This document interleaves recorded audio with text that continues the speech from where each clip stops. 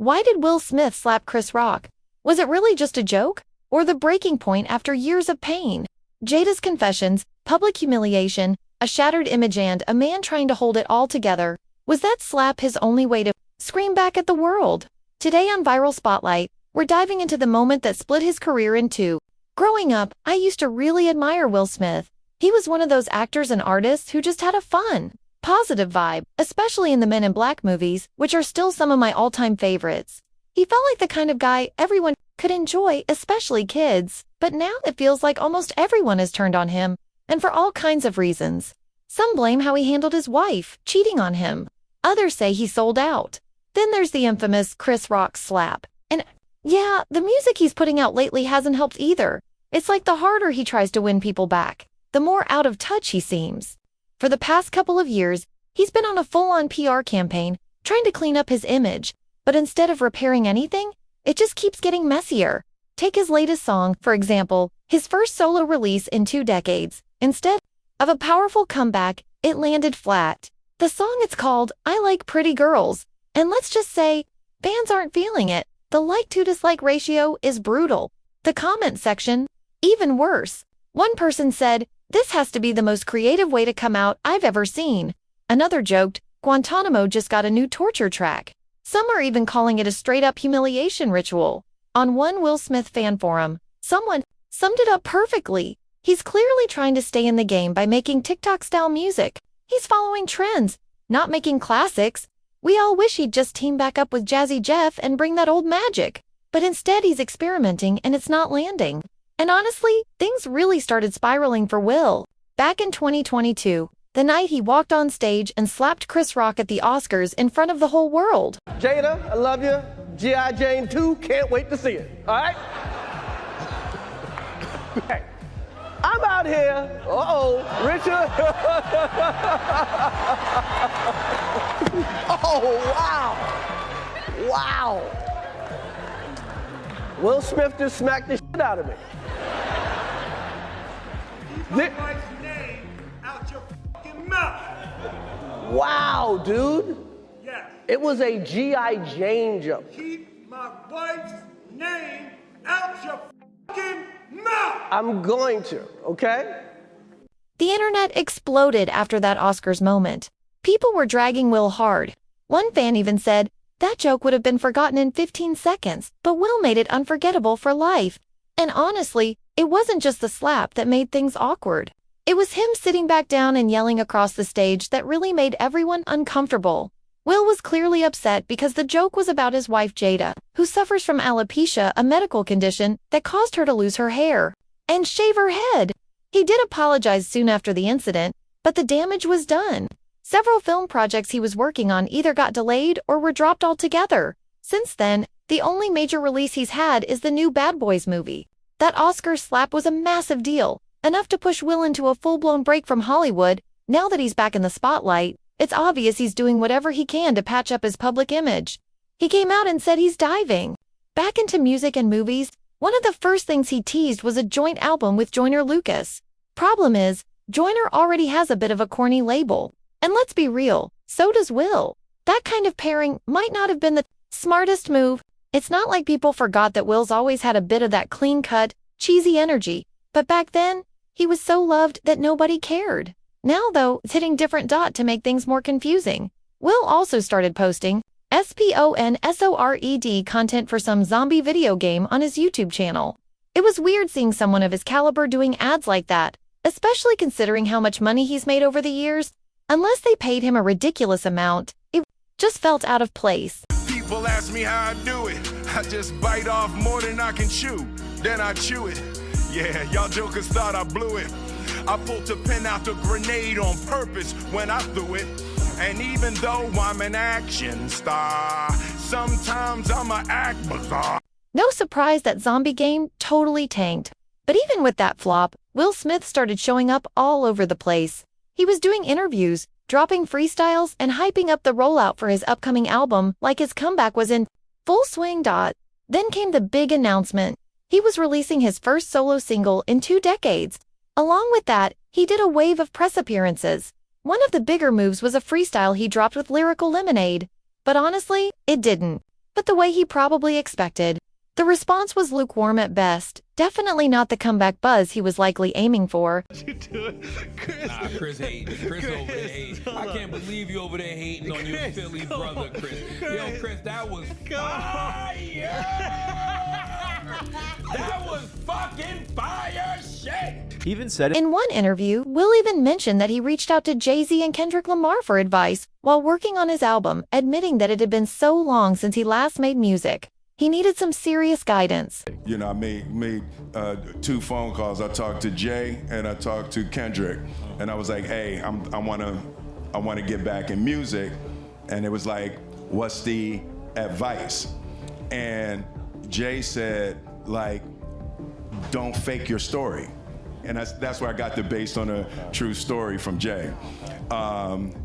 And Kendrick, he paused. He said, "Man, just say that shit you always been fucking scared to say." Sorry, mommy. You gotta say sorry, Will. You gotta say sorry. I mean, that's Kendrick said that, mommy. I didn't say that. Yeah. And it was said like the same thing. Yes, basically the same thing, and it was like, be honest. But honestly, whatever advice he got from Jay-Z or Kendrick clearly didn't help. Or maybe he just ignored it altogether. What's been even stranger is seeing him suddenly buddy up with KSI. They've been popping up in random YouTube videos together, and out of nowhere, Will's also been collaborating with XQC. That one was especially unexpected. It's clear he's trying to follow the formula a lot of younger artists use, teaming up with influencers, YouTubers, or streamers to stay relevant. But if that was the plan, hopping on a Kai Cenat stream would have made way more sense, and probably had better results too. Thing is, Will just doesn't connect with younger fans the same way these new artists do. The chemistry's off. It feels like he's forcing his way into a space where he doesn't quite fit. Like I mentioned earlier, the PR campaign he's on is massive. In just the last few months, he's probably done 50 interviews, but none of it feels natural. It all comes across as overly planned and desperate. And that takes us right back to his latest track, Pretty Girls. With the way people currently see him, his age, and what's trending in music right now, this song couldn't have missed the mark harder. Will Smith is how old? 57. The stimulus plan that you naming is not working today for 50 however year old Will Smith. I don't think this is a bad song, but we can't pump this up like this is about to do something. Even before Pretty Girls, a lot of Will's recent songs have had this defensive tone, like he's constantly trying to justify where his career stands. His album, based on a true story, dropped in March 2025, and even featured a few big-name artists, but it completely flopped on the charts. Some tracks on that album actually seem pretty self-aware about how far he's fallen. Take the song Barbershop Day, for example.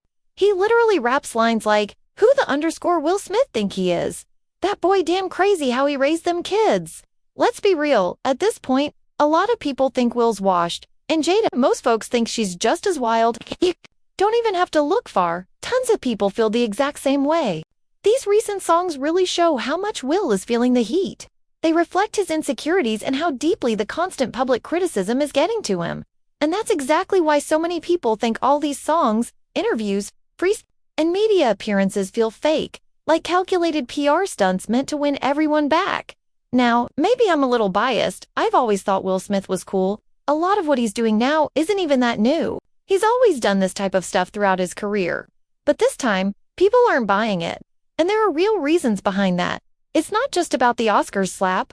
That moment may have been the tipping point, but the shift in how people see him runs way deeper. To understand why his comeback feels so forced, why every interview, every track feels like he's trying too hard, you have to understand where Will actually came from. His earliest fame came from music, from hip-hop. He started as one half of DJ Jazzy Jeff and the Fresh Prince, a duo that had a solid run between 1985 and 1994. They dropped 5 studio albums, each filled with hits, including 5 singles that made it into the Billboard Hot 100 Top 20.